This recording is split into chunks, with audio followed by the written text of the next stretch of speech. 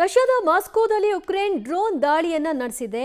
ವಿಮಾನ ನಿಲ್ದಾಣವನ್ನೇ ಗುರಿಯಾಗಿಸಿಕೊಂಡು ಈ ಡ್ರೋನ್ ದಾಳಿಯನ್ನ ನಡೆಸಲಾಗಿದೆ. ಅಂದರೆ ಅದನ್ನು ತಡೆಯುವಲ್ಲಿ ಕೂಡ ಸ್ಪೇಸ್ ಸನ್ನದ್ಧವಾಗಿದೆ. ಅಪಾಯದಿಂದ ಪಾರಾಗಿದ್ದಾರೆ. ಒಟ್ಟು ಭಾರತದ ಸಂಸದರು ರಷ್ಯಾಗೆ ತೆರಳಿದ್ರು. ಕನಿಮೋಳಿ ನೇತೃತ್ವದ ನಿಯೋಗ ಪಾಕಿಸ್ತಾನದ ಉಗ್ರವಾದದ ವಿಚಾರವಾಗಿ ಇತರೆ ದೇಶಗಳಿಗೆ ಮನವರಿಕೆ ಮಾಡುವಂತಹ ಸಲುವಾಗಿ ಈ ನಿಯೋಗವನ್ನು ಕಳಿಸಿಕೊಡಲಾಗಿದೆ.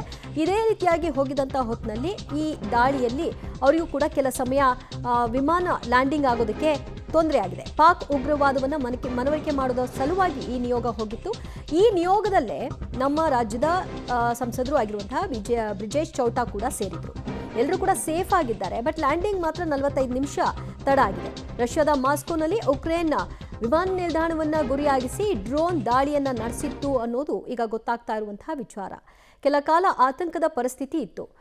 ಸುಮಾರು ಹೊತ್ತುಗಳ ಕಾಲ ಆಕಾಶದಲ್ಲೇ ವಿಮಾನ ಹಾರಾಟವನ್ನು ನಡೆಸಿದೆ. ಸುಮಾರು 45 ನಿಮಿಷಗಳ ಕಾಲ ಹಾರಾಟ ನಡೆಸಿ ನಂತರದಲ್ಲಿ ಲ್ಯಾಂಡಿಂಗ್ ಮಾಡಿದ್ದಾರೆ. ನೋಡ್ತಾ ಇದ್ರಿ ಯಾವ ರೀತಿಯಾಗಿ ಡ್ರೋನ್ ದಾಳಿಯನ್ನ ಉಕ್ರೇನ್ ಕಡೆಯಿಂದ ಮಾಡಲಾಗಿತ್ತು. ರಷ್ಯಾದ ಮಾಸ್ಕೋದಲ್ಲಿ ಈ ದಾಳಿಗೆ ಪ್ರಯತ್ನವೂ ಕೂಡ ಆಯಿತು. ಆದರೆ ಆ ಪ್ರಯತ್ನ ವಿಫಲವಾಗಿದೆ.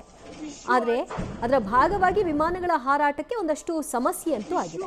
ಇದರಲ್ಲಿ ನಮ್ಮ ಭಾರತದ ಟೀಮ್, ಸಂಸದರ ಟೀಮ್ ಏನಿತ್ತು ಅವರೆಲ್ಲರೂ ಕೂಡ ಇದ್ದಂತಹ ವಿಮಾನ ಸಮಸ್ಯೆಯನ್ನು ಅನುಭವಿಸಿ ಕೊನೆಗೆ ಸೇಫ್ ಲ್ಯಾಂಡಿಂಗ್ ಆಗಿದೆ.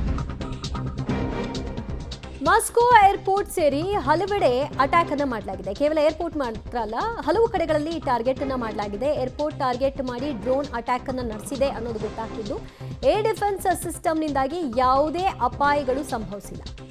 ವಿಮಾನಗಳ ಲ್ಯಾಂಡಿಂಗ್ನಲ್ಲಿ ವಿಳಂಬ ಬಿಟ್ಟರೆ ಭಾರಿ ಪ್ರಮಾಣದ ಅನಾಹುತ ಏನೂ ಜರುಗಿಲ್ಲ. ಮಾಸ್ಕೋ ಏರ್ಪೋರ್ಟ್ ಸೇರಿದಂತೆ ಹಲವೆಡೆ ನಡೆದಂತಹ ಅಟ್ಯಾಕ್ ಇದಾಗಿದೆ. ಉಕ್ರೇನ್ನಿಂದ ಡ್ರೋನ್ ಅಟ್ಯಾಕ್ ಅನ್ನು ಮಾಡಲಾಗಿದೆ. ವಿಮಾನ ನಿಲ್ದಾಣ ಸೇರಿದಂತೆ ಇತರೆ ಪ್ರಮುಖ ಸ್ಥಳಗಳನ್ನು ಟಾರ್ಗೆಟ್ ಮಾಡಿ ಡ್ರೋನ್ ದಾಳಿಯನ್ನು ನಡೆಸಲಾಗಿದೆ. ಏರ್ ಡಿಫೆನ್ಸ್ ಸಿಸ್ಟಮ್ ಇದನ್ನು ತಡೆದಿದೆ. ಪರಿಣಾಮ ದೊಡ್ಡ ಮಟ್ಟಿಗಿನ ಆಗಬಹುದಾದ ಅಪಾಯ ಭೇದಿಸಿದೆ.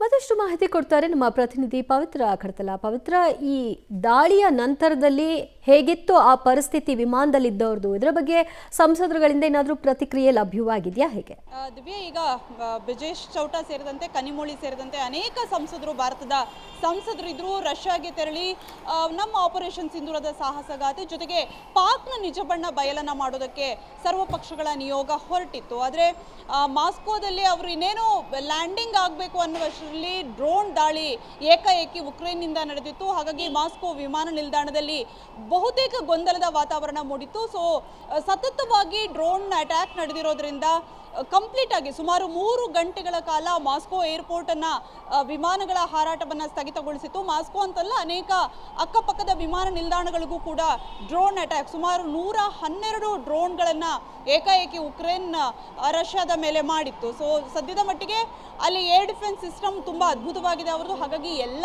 ಡ್ರೋನ್ಗಳನ್ನು ಕೂಡ, ಡ್ರೋನ್ ಅಟ್ಯಾಕ್ನ ಸಿಸ್ಟಮ್ ಏನಿದೆ ಅದೆಲ್ಲವೂ ಕೂಡ ವಿಫಲವಾಗಿದೆ. ಹಾಗಾಗಿ ವಿಮಾನದಲ್ಲಿ ಅಲ್ಲಿರುವಂತಹ ಭಾರತದ ಸಂಸದರಿಗೆ ಯಾವುದೇ ರೀತಿ ಹಾನಿ ಅಥವಾ ಅವರಿಗೆ ಜೀವದ ಅಪಾಯ ಏನೂ ಆಗಿಲ್ಲ. ಆದರೆ ಸುಮಾರು 3 ಗಂಟೆಗಳ ಕಾಲ ಸತತವಾಗಿ ವಿಮಾನ ನಿಲ್ದಾಣವನ್ನ ಬಂದ್ ಮಾಡಿದ್ರಿಂದ ಅವರ ವಿಮಾನವನ್ನ ಲ್ಯಾಂಡ್ ಮಾಡೋದಕ್ಕೆ ಸಾಧ್ಯವಾಗಲಿಲ್ಲ. ಬದಲಾಗಿ ಗಾಳಿಯಲ್ಲೇ ಹಾರಾಟ ಮಾಡಬೇಕಾಗಿರುವಂತಹ ಪರಿಸ್ಥಿತಿ ಉದ್ಭವವಾಗಿದೆ. ಸೊ ಸದ್ಯಕ್ಕೆ ಎಲ್ಲರೂ ಕೂಡ ಸೇಫ್ ಆಗಿದ್ದಾರೆ. ಅಲ್ಲಿರುವಂತಹ ಭಾರತದ ರಾಯಭಾರಿಗಳ ಜೊತೆಗೆ ಸಂಪರ್ಕದಲ್ಲಿದ್ದಾರೆ. ಇನ್ನೇನು ಕೆಲವೇ ಹೊತ್ತಲ್ಲಿ ಅವರು ಅಲ್ಲಿರುವಂತಹ ರಷ್ಯಾದ ಅಧಿಕಾರಿಗಳನ್ನ ಭೇಟಿಯಾಗಿ ಆಪರೇಷನ್ ಸಿಂಧೂರದ ಮಾಹಿತಿಯನ್ನ ನೀಡ್ತಾರೆ. ದಿವ್ಯಾ, ಥ್ಯಾಂಕ್ ಯು ಪವಿತ್ರ, ನಿಮ್ಮೆಲ್ಲ ಮಾಹಿತಿಗೆ.